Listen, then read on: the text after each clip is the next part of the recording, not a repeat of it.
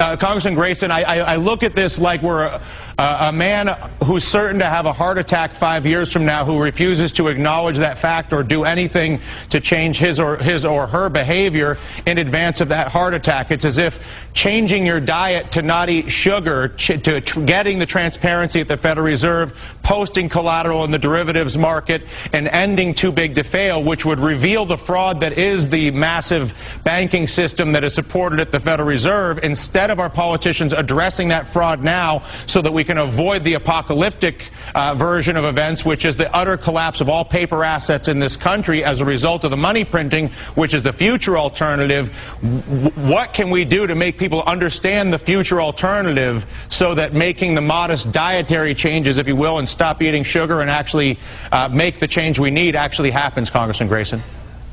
I think what you said is true, but I actually think it's far worse than that. What we're seeing is, under the guise of monetary policy, a vast transfer of wealth from the taxpayers to private interests.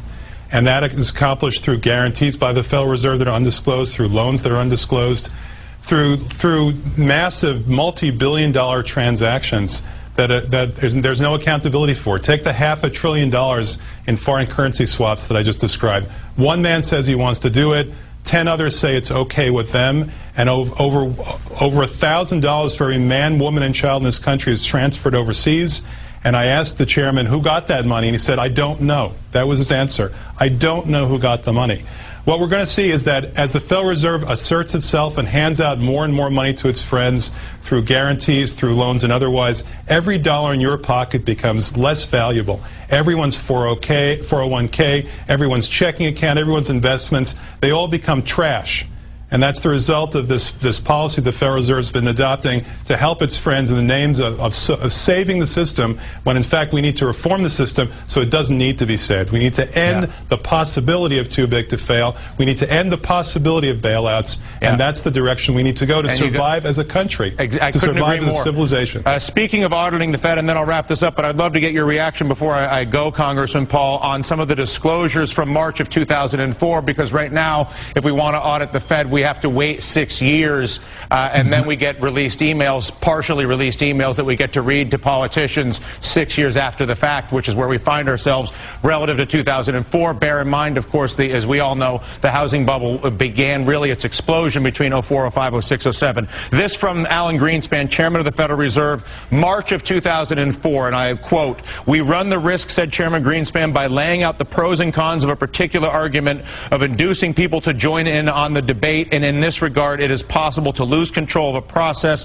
that only we fully understand." He's referring specifically there to the housing finance and the financing of housing. Also in the room, Jack Gunn, former Federal Reserve Bank president, member of the Fed, effectively a contemporary of the Fed chairman.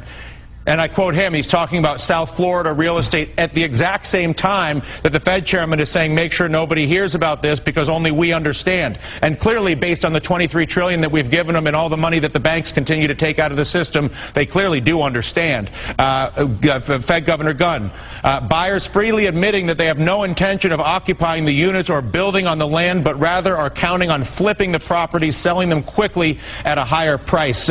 Is this compelling evidence for the case to audit the Fed, that we are seeing this sort of email and this sort of dissent being hidden from the American people? Absolutely. That makes our point and why it's necessary for us to know what they're doing and thinking. You know, in spite of all the secrecy, there were some economists, even back in the early part of this decade, that saw it coming, knew it was coming, saw the bubble, predicted it, and acted accordingly.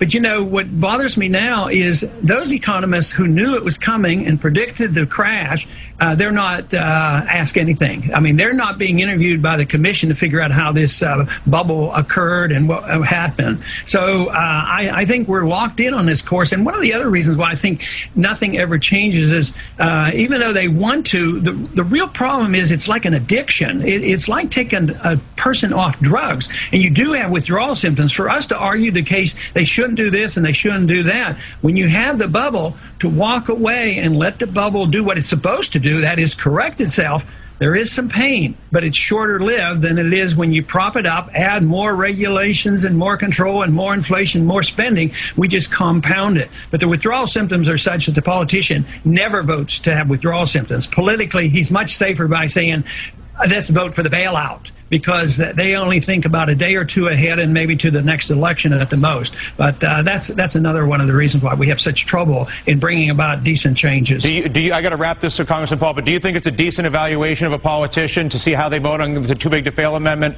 how they vote on audit the Fed, and how they vote on derivative transparency? Is that a decent way for the average American to judge their district? It's not going to go by without the people knowing. With the internet and the grassroots movements that's going on right now, everybody's going to know what they do, and I think it's great. Dylan? Yeah, go ahead, Congressman. Dylan, it's very simple. If you vote for these amendments, you're for the people. If you vote against them, you're for the banks. People will remember. All right, listen, I can't thank both of you enough for the conversation today. Hopefully we'll do more of it. Congressman Grayson, Congressman Paul, thank you, gentlemen.